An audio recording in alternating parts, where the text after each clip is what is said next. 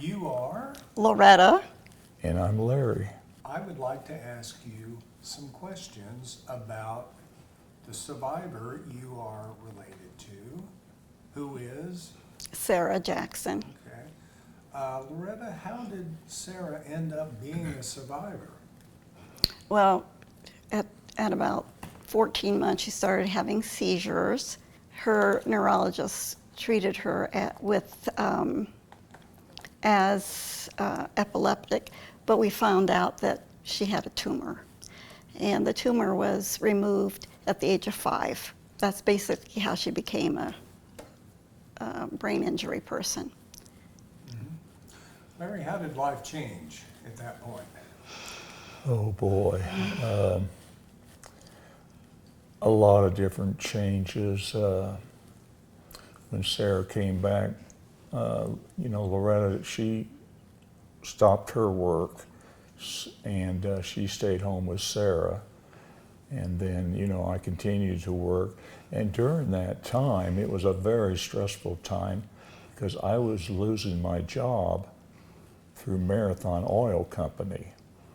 And, it was just traumatically stressful for us to deal with something like that. And we just couldn't believe it was happening. Mm-hmm. What kind of assistance was available? Right? Well, there was no assistance available. After her follow-up and appointment, we went home, and that's about it. We had no help or anything. Just us, basically. All right, so how did you manage? Well, I quit work, and I was home with her all the time, and she was seizing quite a lot. 7 seizures a day, at least. So I had to be with her all the time. They were focal seizures, so they weren't really the really shaky ones. But so I had to be there all the time. And we had physical therapy later on, physical therapy, speech therapy, occupational therapy, when she got, about 3 or 4. Would you say that you lived in a state of fear because of the unstable nature of her seizures? Did you have trouble sleeping? Tell me what it was like. Well, it was pretty stressful. One of us had to be awake pretty much all night, or doing stages. It was just rough, but we helped each other out. When she came home from the surgery, it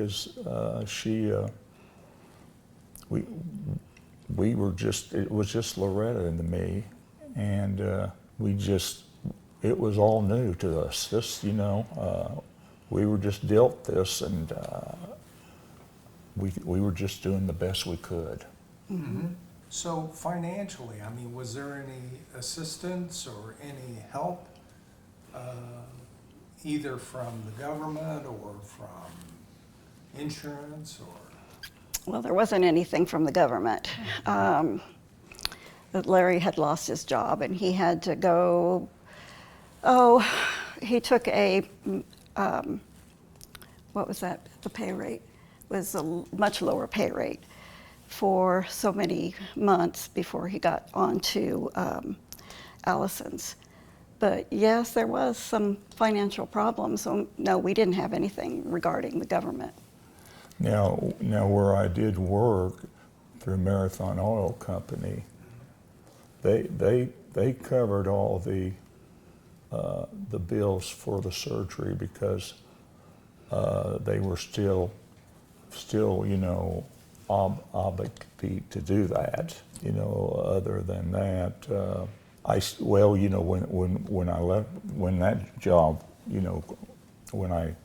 job changed, I got hired at another place. It was just a warehouse, and I went from a pretty high rate of pay to a $7.25 an hour pay, and it was quite a change. Mm-hmm. And then I went ahead and worked at that job probably 6 months, and then I got a job that I was in that I was a skilled trade person, and I got hired by Allison. What would you want caregivers to know based on your experience in dealing with a child that had gone through what your child had gone through, as far as how much time and energy you have to spend in this situation? Well, it would be very helpful to have some kind of assistance after the surgery, after we've taken the patient home. Just to have some kind of a service. Now, she did have a neurologist, but as far as financial, she didn't have any financial, did she? No. Mm-mm. No, and it would have been nice to have some kind of a help. We were just, basically, it's yours, handle it. So as caregivers, what would you want other parents to know as far as how much time and energy they're going to need to handle this? Well, it's going to be a lifetime thing, 24/7 basically. So to have some assistance, if my husband wasn't here to help, I don't think I could have managed it by myself.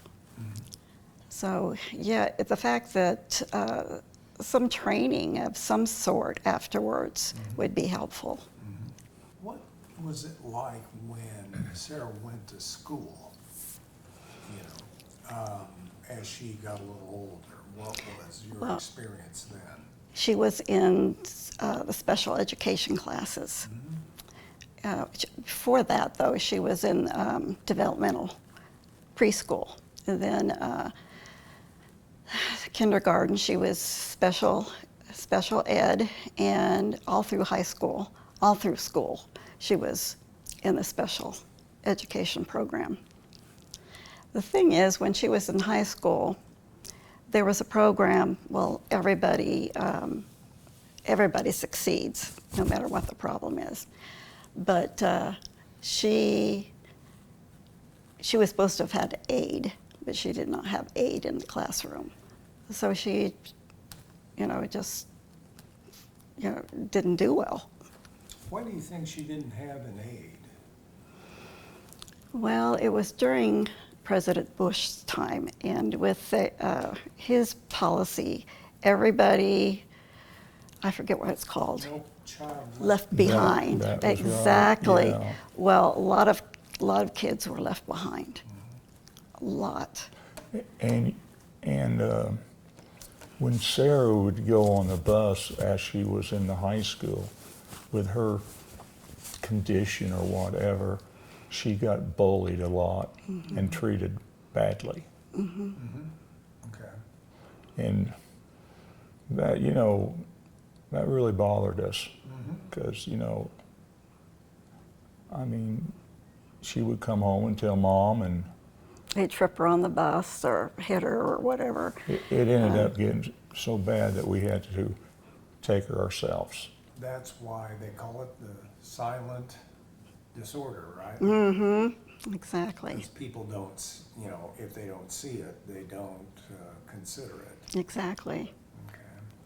So she got out of school. She finished school. And then what was the situation like as far as her living, working herself? Well, she had voc rehab after school. She tried to go to school through Ivy Tech, but the voc rehab person said that she wasn't eligible. So we set out for a while, and then the next year we tried again, and she was able to go. There was a different voc rehab person, so she was able to do quite a few courses through Ivy Tech. I don't know. She wasn't able to get her degree because she couldn't pass math, and we had several tutors to help, but she just couldn't get it. But so she did pretty well with the English and some of the other courses, but that math really held her back.